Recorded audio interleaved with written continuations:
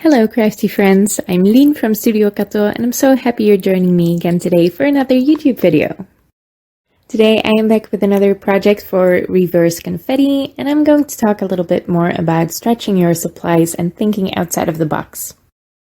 Now I'm starting out with this gorgeous Hello Daisy stamp set by Reverse Confetti, and instead of using it as a focal point, I am just going to use it to stamp a very subtle background. So I'm going to stamp it in some orange ink. This is the Tangerine by Reverse Confetti, and I'm stamping that in one of the corners. I am going over half of my page, so I am going to put my paper a little outside of my MISTI when I am going to stamp it the second time. And then I'm just going to stamp it in the opposing corner again. Now I'm going to use some yellow ink by Reverse Confetti. I don't know the name of it. I will list it in the description below. I'm terrible with product names, to be honest. I'm just blending that on with a blending brush. And I am first doing the yellow. And then I'm going back to that Tangerine ink that I used to stamp this with, and I am going to blend some more of that on. Now, because I am blending this onto really great paper, this is Clairefontaine DCP 250 GSM cardstock, this will fade out the flowers that I stamped a little bit because the ink is still sitting on top of that. So you are rubbing it out a little bit and making it a little bit more subtle than it first was. I'm adding some golden splatter, and when I can't really get the large drops that I want, I'm just adding those in. No one will know that I cheated.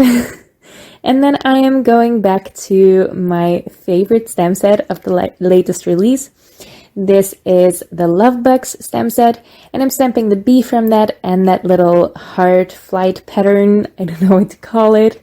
I'm just stamping that in My Favorite Things Extreme Black ink. Now I am leaving the stamps in my MISTI, and I am going to color these images with my alcohol markers. I'm going to keep the coloring super simple and quick. I'm using some yellows and oranges to add some shading to that, and then I'll use some warm grays. No, I used cool grays for once because my markers are darker in my cool grays to color in the black stripes. So I didn't go all the way to black. That would have been really harsh. And then I'm adding some pool and aqua colors for the wings. But I'm going to cover those up with stickles anyway. I love using stickles on wings, fairy wings, or insect wings, apparently. So I don't bother making that shading perfect. I'm adding the same blend onto that flight pattern, the heart, because I wanted to add a little bit of color to that. I didn't want it to be super white. Then I'm putting that back in my MISTI, and I'm stamping it with Versafine Onyx black ink to get a really crisp black outline. And I'm embossing that as well. I am using Wow Clear Gloss Superfine Embossing Powder to add a little bit of gloss and shine to that line art. I'm just gonna heat set that with my Wow Jewel Heat tool. This goes really quickly. You just use the second setting because that's what they recommend for melting the embossing powder. Now here's my outside of the box part.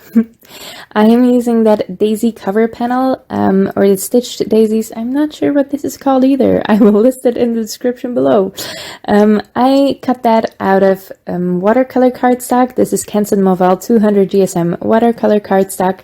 And I'm quickly coloring in these flowers with my Karen brush markers. I am just putting down some color near the centers of the petals with my markers, and then I'm blending that out with just some clean water on a paintbrush. I am coloring more of them than I'm showing here on the video because the process is quite boring, but in the end I just ended up cutting those out, and I'm going to use them as individual flowers on my card. So if you have a cover panel like this, don't be afraid to just cut out the pieces yourself. I just used some fussy cutting to cut out those flowers, and because of the stitched detail, they make for really fun additions to your card. I used one of the Be Mine sentiments to stamp with Versamark ink onto gold mirror cardstock, and I embossed that with Wow Bright White Superfine embossing powder. So you can totally emboss your glossy cardstocks, just be a little bit careful with it. Some of the plastics on those cardstocks might melt. Now from my background that I made previously with that Hello Daisies stamp set, I die cut this large circle large circle frame die, and I also die cut it 3 more times out of thick white cardstock. I layered those together with Barely Art Precision Craft glue, and then I'm just puzzling the pieces together. I am adhering them together on the back with some purple tape because I find that easiest, so I can just glue everything on all at once, and I know everything will be lined up perfectly. And all that dimension behind that large detailed circle frame really adds something fun to it, and it's just subtle enough that you don't really see the frame until you look closely, which is just what I like. I'm adding these flowers that I colored in and cut out with some foam squares. I'm just adding them onto the frame, and then I am going to add the bee onto some foam squares as well. And I'm just putting that flight pattern, that heart, there to know where it ends. So I know to adhere the bee close enough to the flowers so it will connect to that heart. But I haven't glued the heart down yet. I will forget until the very end, but I do glue it down with some Barely Art Precision Craft glue. I cut out that Be Mine with the coordinating die cuts. And I also die cut 3 more layers out of thick white cardstock. Just stack those together with the Barely Art Precision Craft glue. There I am gluing that heart down finally. And that gives some dimension to the sentiment as well. I added a couple of gold pearls by Crafty Meraki. These are the gold opal gems. And as a final touch, I am adding some stickles to the wings. And that should finish up my card. I adhered the pearls, by the way, with Nouveau Deluxe adhesive and not the Barely Art Precision Craft glue, because the Nouveau Deluxe adhesive is quite a bit stronger.